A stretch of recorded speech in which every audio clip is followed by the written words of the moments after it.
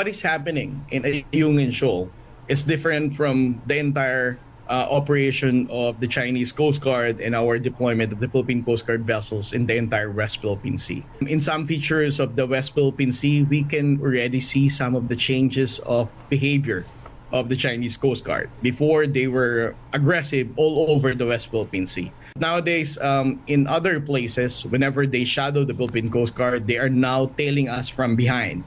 Probably they are very conscious that there is cameras or camcorders to capture their harassment or bullying activities towards a Philippine Coast Guard vessel. So, to be fair, there is already changes of behavior in what we have been doing with the Chinese Coast Guard as we expose their aggressive actions. Dahil nandito po tayo sa iisang bansa, huwag po natin itong ipamigay, isuko sa laban natin na to. Ang issue ng West Philippine Sea po ay laban natin para sa susunod na lahi ng Pilipino. Kaya dapat po natin suportahan ang ating administrasyon na to.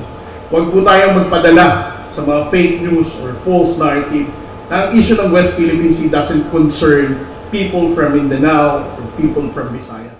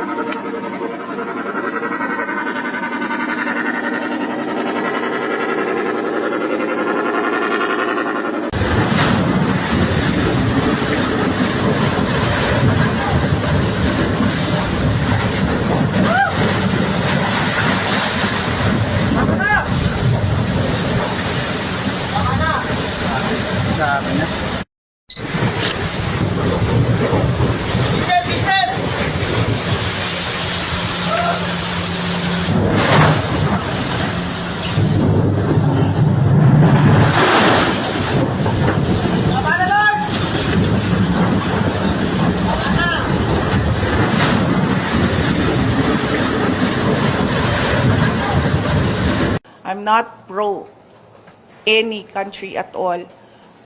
非常高兴及希望中国国家主席习近平、中国驻菲律宾大使黄世良和20中国公民致意大力庆祝中华人民共和国成立73周年。June 20, 中国人国庆快乐 Happy National Day to the People's Republic of China. 谢谢大家。 Ang sinasabi ko lagi, we need to develop, we need to maintain, and we need to level up our relations with all countries. Reports say Iran plans multinational military exercises in 2026 featuring advanced systems from China, Russia, and North Korea, officials say. Hindi lang sa China. Pero kung nakikita ninyo sa ngayon, nakikita nyo na we have problems, we have issues, we have challenges with our relationship with China, particularly with our issues and the implementation of the arbitral award in the West Philippine Sea. Bakit ka kikiling sa isang superpower na kalaban nung may problema ka? Kumaga, may problema tayo sa China. So bakit tayo kampe sa US? Parang magkaroon ka naman ng dignidad as a country. Huwag yung parang, ano ba yung magtago ka sa saya ng iyong nanay? Ano bang saying yon? Oo, magtago ka sa saya ng iyong nanay. Hindi. You stand on your own and face China with regard to your issues. in the West Philippine Sea. You don't lean towards another superpower and say na, oh, please help me because he is bullying me. Ano yun? China's single largest natural gas pipeline, the China-Russia East Route natural gas pipeline, is now fully operational, with the capacity of supply 38 billion cubic meters of natural gas per year to northeast China, the Beijing-Tianjin-Hebei region, and the Yangtze River Delta.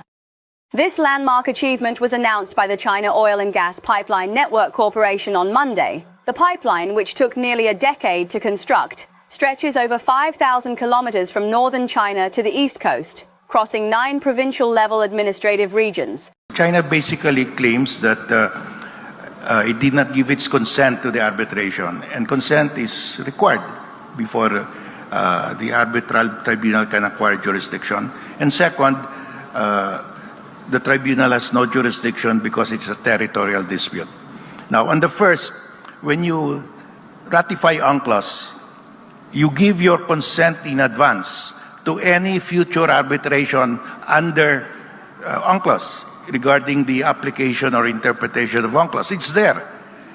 If there is a dispute, one party to the dispute can request that the dispute be submitted under the compulsory settlement dispute mechanism of UNCLOS. So that's what we did. Because China gave its consent in advance to any future arbitration.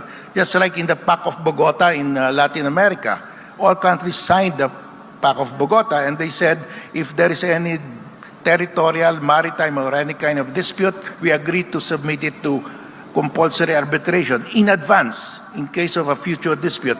That's allowed. That is giving your consent in advance. So there was consent. The second, China said that the tribunal has no jurisdiction. But there is a provision in UNCLOS. In case the jurisdiction of the tribunal is questioned, the tribunal itself shall decide whether it has jurisdiction. And in this case, the arbitral tribunal ruled it has jurisdiction. So it's all covered.